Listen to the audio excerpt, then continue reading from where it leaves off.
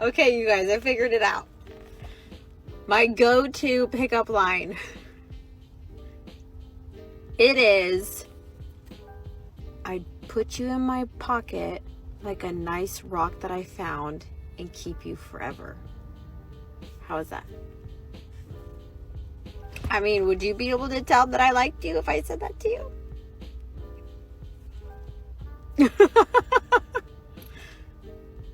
I mean, if somebody said that to me, yeah. Wow. That's amazing. All right, interesting pickup line, but if I heard that one, I'd be preparing to defend myself against a potential kidnapper or potentially a stalker, or somebody who's dangerously obsessive with rocks. So if it were up to me, my response would be, if you were a rock, I'd find the nearest river and throw you as far away as I possibly could. Because I can't help but think that rock is cursed. Well, that and I don't know where that rock has been, and I really don't want to risk getting some form of an infection. So it's better to err on the side of caution, just banish you from whence you came. So yeah, it might be a little long-winded, but I can't help it. I get more joy out of throwing rocks into the river. Most of us do. Hell yeah. If they wanted to, they would. Except that's not necessarily true, is it? Because there are a lot of reasons why people don't. You know, fear of rejection, vulnerability, insecurity. These are all issues I feel like that could be worked through with simple communication. People are so afraid of being vulnerable these days because somebody from the past has burnt them.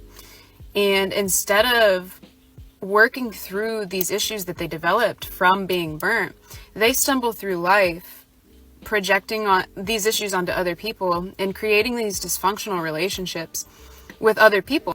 Now, Idiots! It's simple! Well, there's a simple explanation for that one, sister. You see, the reason why we have so many dysfunctional relationships has to do with the fact that you're convinced that the proud members of the illustrious Bottom 95% Club are subhuman serfs, thus making you believe that the only men who are actually worth knowing just so happen to be the very same men who don't want to commit to you. There are plenty of dudes out there who want a serious committed relationship, but none of them are ever good enough because they're either not titans of industry, they may not have the correct body build, or they aren't willing to risk their safety and freedom by trying to overtake a Colombian substance crime syndicate. Well, that and okay, there's no getting around it. Look at the blank expression you got on your face, lady. That's only something that happens after you slept with way too many chads at the expense of way too much of your own dignity. So when you put all that together with the how do you do, it's really no wonder why all of your pathetic attempts at relationships have failed miserably.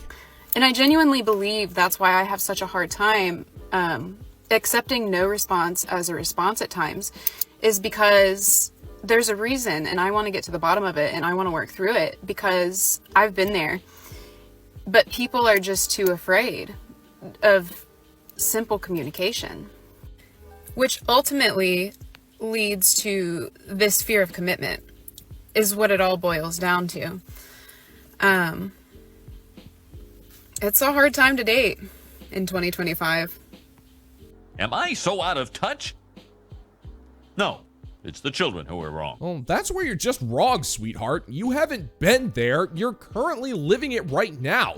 You're in a state of denial where you're absolutely convinced that it's not you. It's legitimately all of the men on the planet who won't commit to you. Now, these men are not afraid to communicate. It's that you're afraid that they're going to tell you something that you don't want to hear. So you ignore all of the red flags and you take everything he says out of context, and when things ultimately implode, it's not your fault for not being what this man wants. It's his fault for being too afraid to communicate. I mean, lady, he made it quite clear what he wanted from you, and you just hoped that it would lead to more if you kept giving him access to your corrupted slime den of dried out despair. It's only a hard time to be dating because you made it hard on yourself, and this is what happens when you ignore the majority of men to get with the ones that have tons of options. And when you do that, you can't be surprised when his options are way more extensive than yours. I own this piece of meat. He's right, Evan. He does own me. I am his piece of meat. So let it go. Men love to call my content hateful and will always say, you're not being a very good feminist, spreading all this hate. Feminism is about equality. Why can't men and women just be equal? Why can't we all be treated the same? Bold of you to assume I was trying to be a good feminist. Whoever said that I was aiming for equality? Whoever said that I was trying to find equal ground? Who said that I'm not aiming for revenge, justice? And I just know someone's going to comment on this and go, oh, so you think we should be violent against men? Your words, not mine. I never said revenge had to be violent. Men's revenge would be violent. Men are violent. Women are not inherently violent, at least not to the same degree as men. My form of revenge is just not catering to their feelings anymore, not catering to the world they want to create, but catering to the world that women want to create. And that doesn't necessarily mean the oppression of men, but you can project that if you want.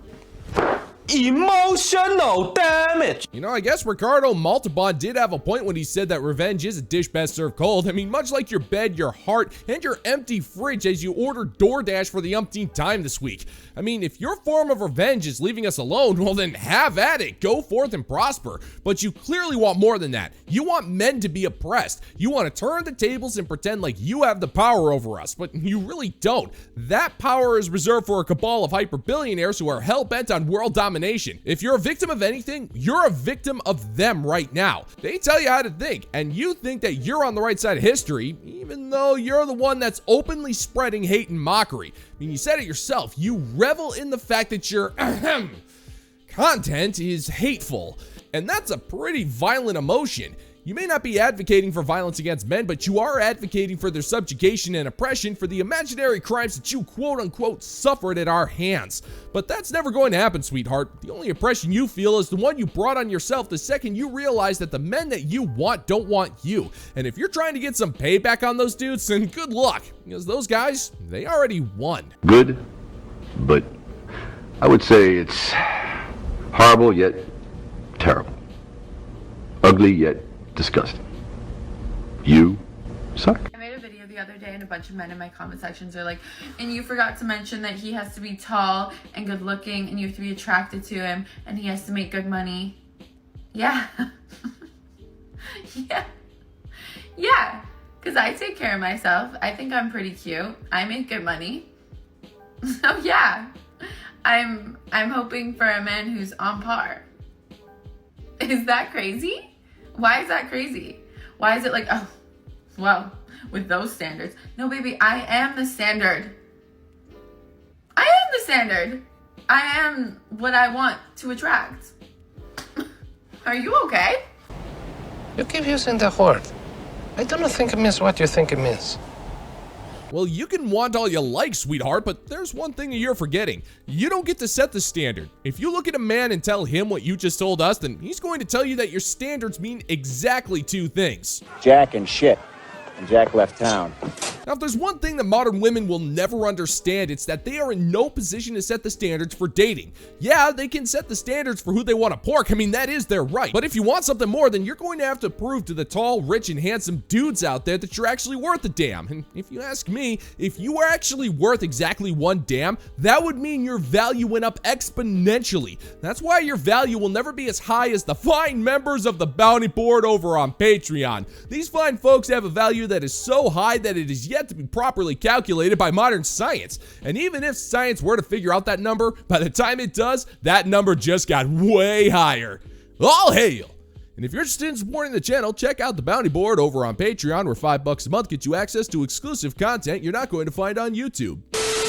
I'm a person, I'm very intuitive, so I feel things. I don't really think, I feel. It was just a feeling. It was just this feeling. It's like this inner knowing. Both of these women got cheated on, and there's something very important to discuss here. Both of these women are saying whenever they met the man that eventually cheated on them, they stopped thinking. They went based on their feelings. And I wish I could express how many women I've heard say something like this. Women of all ages. Whenever they're dating a guy, they'll say something like, I already love him. I already feel like he's the one. He makes me feel like no one else has ever made me feel. You don't know him just because you feel some kind of way. You don't know a man after a few months of dating. Do not get married after like 3 months of dating. Wow, that's fantastic work, man. You have the wisdom of a 6,000 or 7,000 year old man. That's fantastic. We don't have to fill up the whole blackboard after all. Why is it that when a modern woman tells other women to stop feeling and start thinking, it's considered sound advice, but when a dude says that her feelings are completely irrational, then we're either called racist, misogynistic, or fat-phobic, but I really do think that depends on the election year, huh?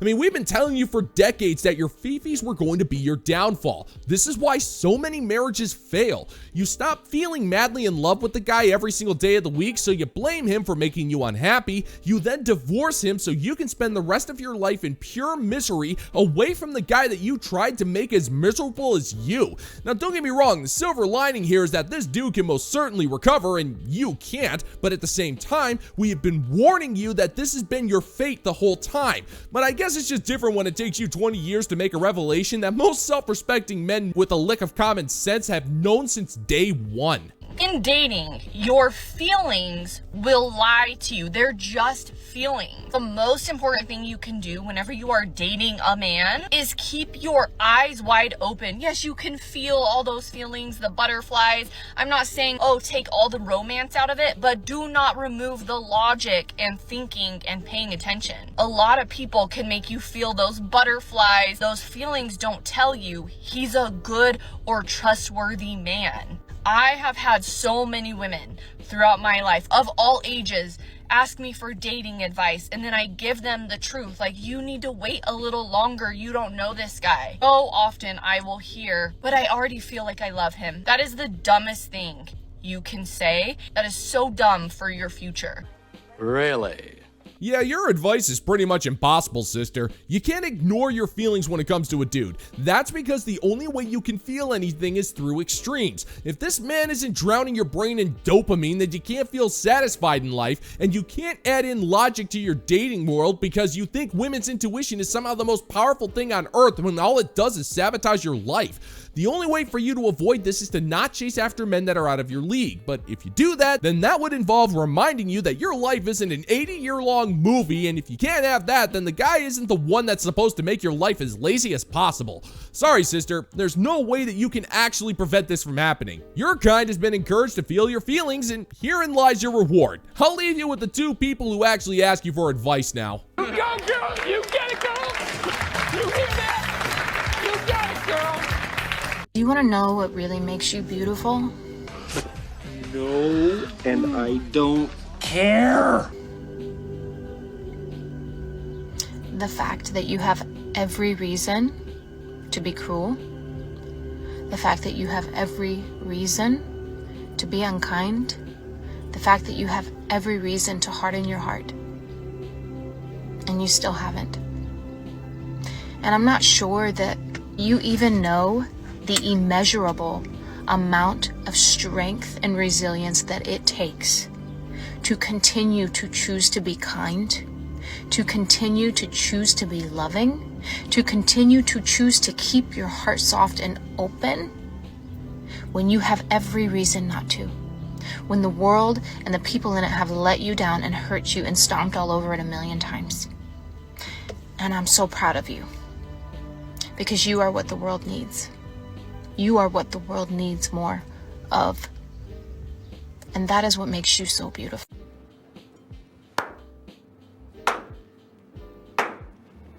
I hated that so much. Nobody talks like this, lady. I mean, you do, but that's just because you're trying to preemptively cover up the fact that you're bitter and miserable. The fact that you don't go out and challenge babies to knife fights doesn't make you a beautiful soul. It makes you just like the rest of us, average and not willing to start up fist fights because we're feeling snarky. You're not beautiful because you don't hurl insults. That makes you a member of civilized society. Or at least it did. I mean, let's just be real here. Society's been FedExed to hell by handcart thanks to women like this.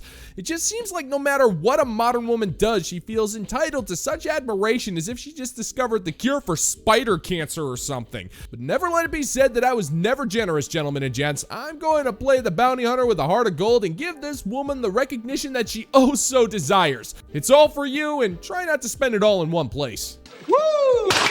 Hey! Hey!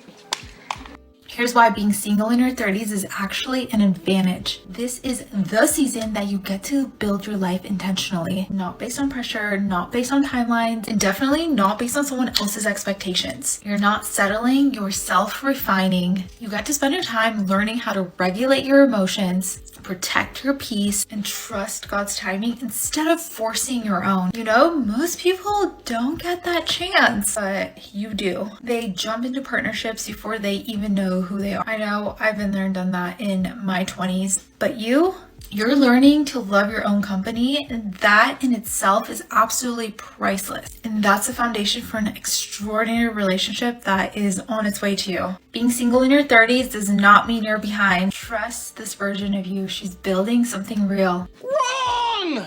I got a question for you, darling. Why in the hell did you wait until your 30s to figure out all of these things? I mean, you do realize that is a third of your life, right? I mean, you left the refrigerator door open and those eggs ain't getting any fresher. And this is the time that you decide to live your life intentionally? Now, I'm not even sure what that means. It sounds like coke from a woman who's botched up every single situationship she's ever been in. But allow me to pretend like I know what you're talking about. By living 30 years of your life, you have been living your life unintentionally, which implies that you were wasting it. So whether that means you were chasing a career, chat, or your own sense of being as insufferable as humanly possible, it really does stand to reason that once you realized how badly you screwed up your life, a life that you got to live on easy mode, mind you, now you're turning around and saying that now's the time to figure out who you are. Which is the worst possible time to do that. I mean, how could you live that much of your life and have no sense of identity? It takes a special kind of stupid to manage to pull that particular stunt.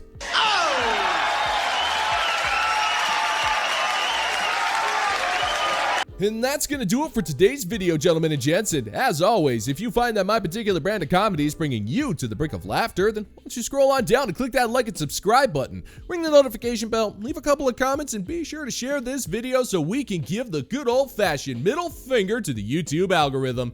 Thank you once again for checking out the new video, gentlemen and gents, and until next time, peace out, homies.